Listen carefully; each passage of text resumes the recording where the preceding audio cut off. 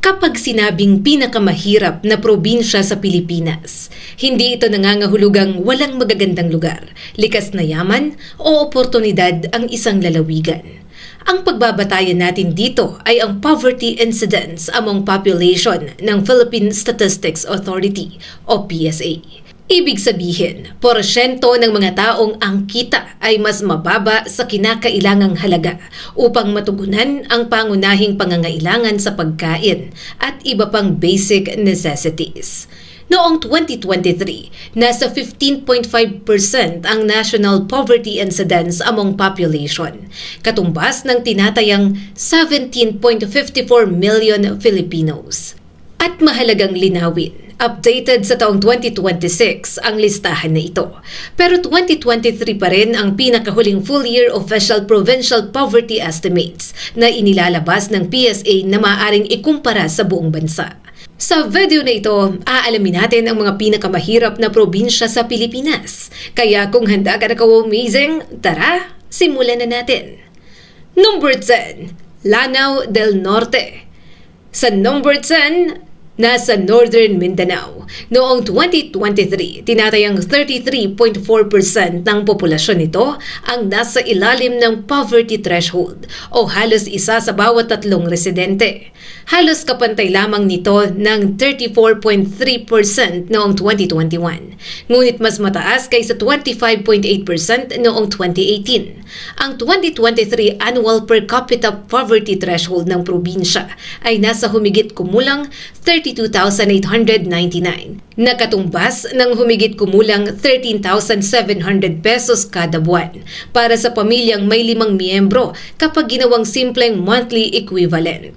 Ang 95% confidence interval ng 2023 poverty estimate ay 29.1 hanggang 37.7%. Kaya kailangang tandaan na statistical na estimate ito at hindi eksaktong bilang ng bawat mahirap na residente. Hindi naman nangangahulugan na walang umuunlad na sektor sa Lanao del Norte. Ayon sa pinakahuling provincial product accounts ng PSA, lumago ng 5.3% ang ekonomiya ng Lanao del Norte noong 2024 mula sa mas mabagal na paglago noong nakaraang taon at umabot sa humigit kumulang 64.29 billion pesos ang provincial GDP nito. Ngunit dito makikita ang isang mahalagang aral sa pagbabasa ng poverty statistics. Maaring lumaki ang kabuuang ekonomiya habang marami pa ring pamilya ang hindi agad nakikinabang ng sapat upang makalampas sa poverty threshold. Mahalaga ang kalidad ng trabaho, kita sa kanayunan, access sa merkado, edukasyon, infrastruktura at kung gaano kalawak na ipapamahagi ang paglago ng ekonomiya.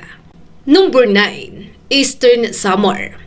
Tabla sa point estimate ng Lanao del Norte ang Eastern Samar na nagtala rin ng 33.4% poverty incidence among population noong 2023. Kaya ang pagkakalagay natin dito bilang number 9 at Lanao del Norte bilang number 10 ay para lamang sa pagkakasunod ng presentation. Statistically, hindi makatuwirang sabihing siguradong mas mahirap ang isa kaysa sa isa. Ang magandang balita ay napakalaki ng ibinaba ng poverty incidence ng Eastern Samar mula 49.5% noong 2018, naging 37.7% noong 2021 at bumaba pa sa 33.4% noong 2023. Ang annual per capita poverty threshold nito noong 2023 ay humigit kumulang 32,187 pesos o katumbas ng nasa 13,400 pesos kada buwan para sa pamilyang 5 sa simpleng conversion. Mas kapansin-pansin pa ang nangyari pagkatapos ng Poverty Reference Year. Noong 2024, Eastern Samar ang nagtala ng pinakamabilis na provincial economic growth sa buong Pilipinas sa 10.2%. Ayon sa PSA Provincial Product Accounts, mahalaga ito dahil nagpapakita ito ng may potensyal na bumilis ang pag-unlad ng probinsya. Gayunpaman, hindi natin maaaring otomatikong sabihin na bumaba na rin agad ang parehong bilis ang poverty incidence dahil hiwalay na survey at reference period ang kailangan upang masukat yon. sa isang lalawigang maraming coastal at rural communities at madalas ding nakalantad sa malalakas na bagyo mula sa Pacific. Malaking hamon pa rin ang paggawa ng matatag at pangmatagalang kabuhayan na hindi madaling mawala kapag may kalamidad. Number 8. Sultan Kudarat. Ang Sultan Kudarat sa Sorsogon. Umabot sa 34.3% ang poverty incidence among population nito noong 2023. Mas mataas kaysa 30.2% noong 2021 at 31.5% noong 2018. Ibig sabihin, batay sa point estimate, mahigit 3 sa bawat 10 residente ang kabilang sa mga pamilyang hindi umaabot ang income sa itinakdang poverty threshold. Ang annual per capita poverty threshold ng probinsya noong 2023 ay humigit kumulang 29,215 pesos, nakatumbas ng nasa 12,200 pesos buwan-buwan para sa pamilyang 5 kapag ginawang simpleng equivalent. Gayunpaman, medyo malawak ang confidence interval ng estimate, 27.6 hanggang 41.1%. Kaya isa ito sa mga dahilan kung bakit hindi naglalabas ang PSA ng simpleng eksaktong 1 to 82 ranking ng mga probinsya. Malaki ang papel ng agrikultura sa ekonomiya ng Sultan Kudarat. Sa 2023 Provincial Product Accounts, agriculture, forestry and fishing ang pinakamalaking major industry group na bumuo ng humigit kumulang 37.6% ng provincial GDP. Lumago rin naman ng 5.2% ang ekonomiya ng probinsya noong 2023 at umabot sa humigit kumulang 75.26 billion pesos. Ang ganitong economic structure ay mahalagang tandaan dahil ang kabuhayang nakadepende sa pagsasaka ay maaaring maapektuhan ng presyo ng agricultural products, gasto sa fertilizer at fuel, kondisyon ng panahon, ani at access sa buyers. Kaya ang paglago ng agricultural production ay kailangang sabayan ng mas mataas at mas matatag na kita ng mismong mga magsasaka at manggagawa upang mas mabilis na bumaba ang kahirapan. Number 7. Sorsogon. Maaaring ikagulat ng ilan ang nasa number 7, ang Sorsogon sa Bicol Region. Ayon sa 2023 PSA estimates, umabot sa 37.9% ang poverty incidence among population nito. Mas mataas ito sa 30% noong 2021 at 26.1% naman noong 2018. Sa makatuwid, ang point estimate ay nagpapakitang halos 4 sa bawat 10 residente ang kabilang sa population na nasa ilalim ng poverty threshold noong reference year. Ang annual per capita poverty threshold sa Sorsogon noong 2023 ay humigit kumulang 34,371 pesos o nasa 14,300 pesos kada buwan para sa isang pamilyang may 5 miyembro sa simpleng conversion. Ang confidence interval nito ay mula 33.5% hanggang 42.3%. Pero muli, may mga mas bagong economic development na dapat isama para maging updated hanggang 2026 ang ating listahan.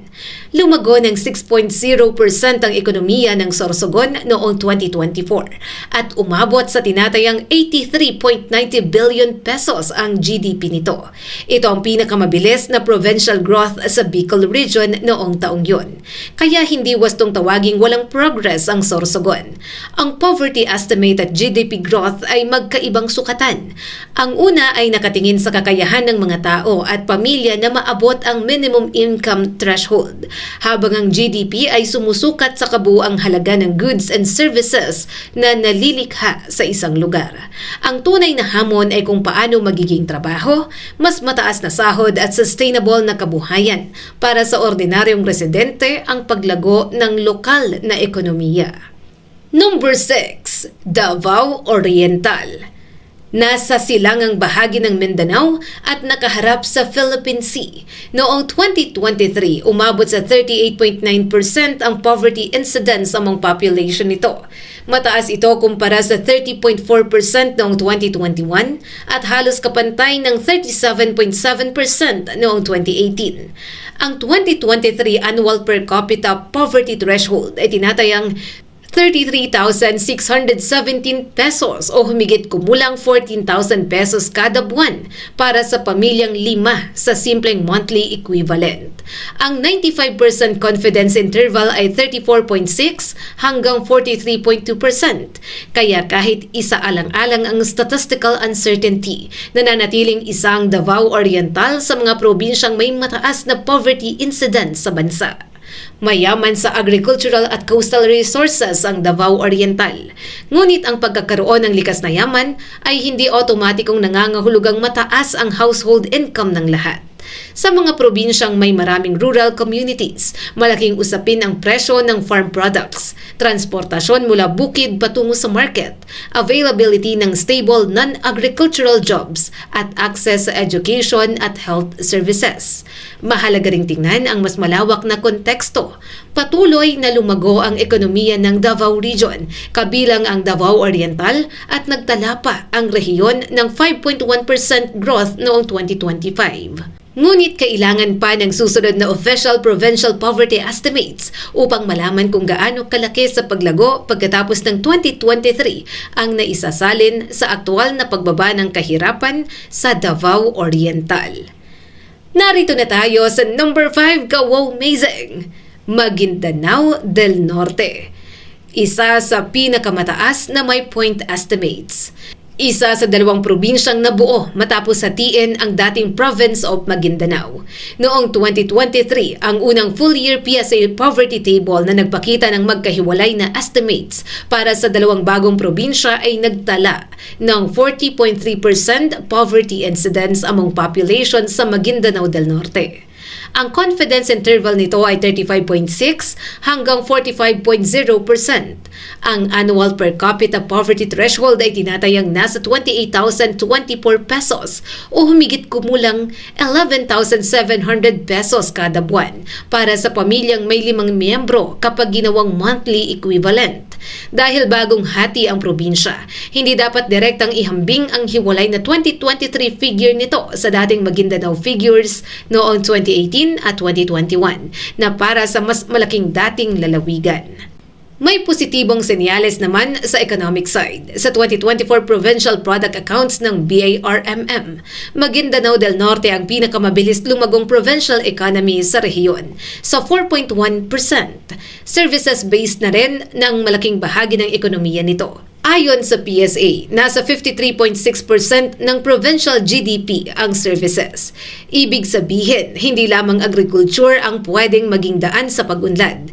Mahalaga rin ang wholesale and retail trade, transportasyon, education, public services, financial activities, at iba pang service industries. Ngunit habang nasa mahigit 40% ang 2023 poverty point estimate, malinaw na malaking hamon pa rin kung paano makakarating ang economic opportunities sa mas maraming pamilya, lalo na sa rural at geographically isolated communities.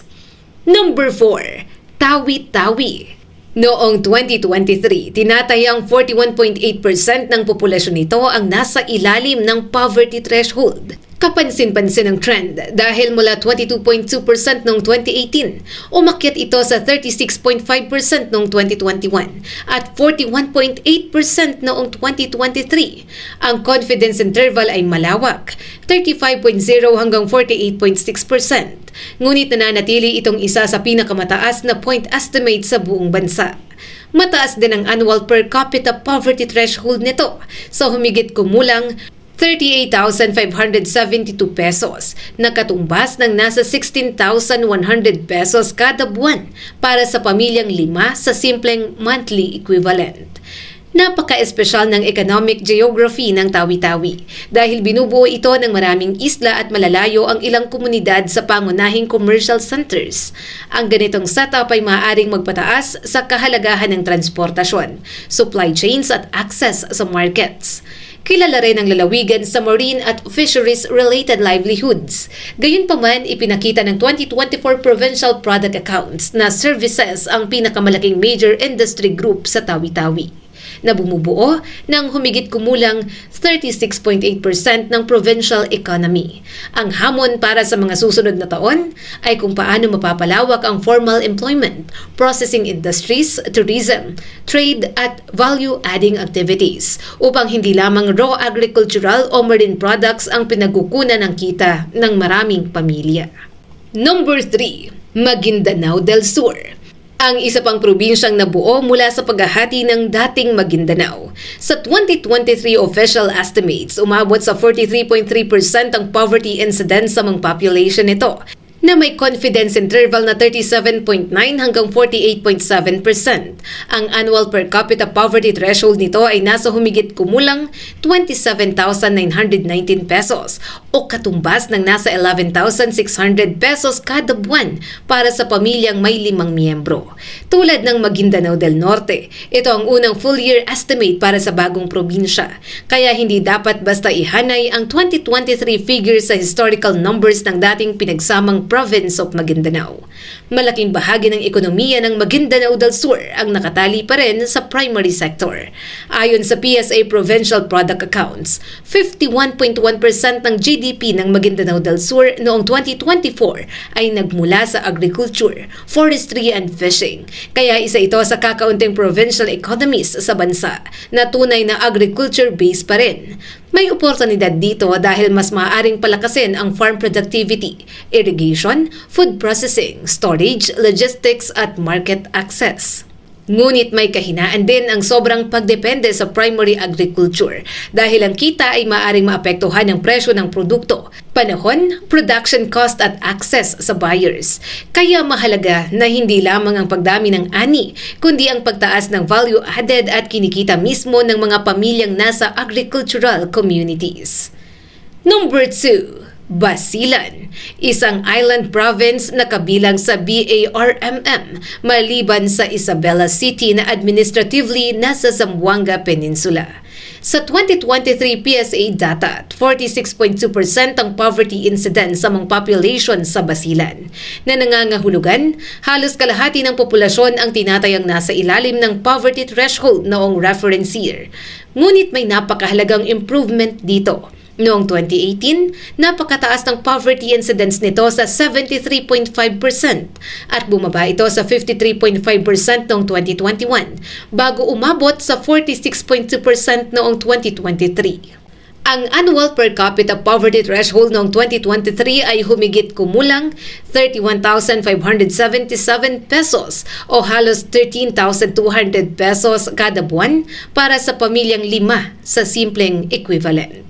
Kaya bagamat pangalawa ang Basilan sa listahang ito batay sa 2023 point estimate, hindi dapat mawala sa kwento ang malaking pagbaba ng poverty rate nito sa loob ng 5 taon. Sa economic structure naman, ipinakita ng PSA na 37.9% ng GDP ng Basilan noong 2024 ay mula sa agriculture, forestry and fishing, kaya nananatiling mahalagang bahagi ng kabuhayan ang primary industries. Ang mas malaking hamon ay ang pagdaragdag ng processing, manufacturing, trading at iba pang value-adding businesses upang mas maraming kita ang manatili sa loob ng probinsya. Sa mas madaling salita, hindi sapat na maraming produkto ang isang lalawigan. Mas malaki ang potensyal na benepisyo kapag doon mismo ginagawa ang processing, packaging, distribution at iba pang trabahong mas mataas ang value. At narito na tayo sa pinakatuktok ng ating listahan, ka-wow-mazing. Number 1, Zamboanga del Norte. Batay sa 2023 full-year PSA point estimates para sa poverty incidence sa mga population, ang may pinakamataas na provincial figure sa listahang ito ay ang Zamboanga del Norte, na nagtala ng 47.6%. Ibig sabihin, halos isa sa bawat 2 residente ang tinatayang kabilang sa population na ang income ay mas mababa sa minimum na kailangan para sa basic food at non-food requirements. Mataas na ito noong 2018 sa 45.4%, umakyat sa 50.8% noong 2021 at bahagyang bumaba sa 47.6% noong 2023. Ang confidence interval ng 2023 estimate ay nasa 42% hanggang 53%. Ang annual per capita poverty threshold naman ay nasa humigit kumulang 37,169 pesos na katumbas ng halos 15,500 pesos kada buwan para sa isang pamilyang may 5 miyembro sa simpleng monthly equivalent. Hindi ibig sabihin nito na nakatigil ang ekonomiya ng Zamboanga del Norte. Sa pinakahuling available provincial product accounts, lumago ng 3.9% ang ekonomiya ng probinsya noong 2024. Ang mahalagang tanong ngayon ay kung gaano kabilis na maisasalin ang economic growth na ito sa mas maraming stable jobs, mas mataas na rural incomes at mas magandang access sa markets at basic services. Dahil dito, mas tamang sabihin na ang Zamboanga del Norte ang may pinakamataas na 2023 Provincial Poverty Incidence Point Estimate, kaysa tawagin itong permanenteng pinakamahirap na probinsya. Maaari itong magbago kapag inilabas na ng PSA ang susunod na full provincial poverty estimates mula sa mas bagong FIES. Mga kaw-amazing, batay sa pinakahuling official provincial figures na available hanggang 2026, ito ang 10 pinakamataas na poverty incidence point estimates mula sa Lanao del Norte, Eastern Samar, Sultan Kudarat, Sorsogon, Davao Oriental, Maguindanao del Norte, Tawi-Tawi, Maguindanao del Sur, Basilan at Zamboanga del Norte. Kapansin-pansin na 7 sa 10 nasa listahan ay nasa Mindanao, ngunit makikita rin nating may mga probinsya tulad ng Eastern Samar at Sorsogon sa Visayas at pati na rin sa Luzon na nahaharap din sa mas malaking hamon sa kahirapan. Pero tandaan, ang poverty ranking ay larawan lamang ng isang partikular na panahon. Hindi ito hatol sa kinabukasan ng isang probinsya.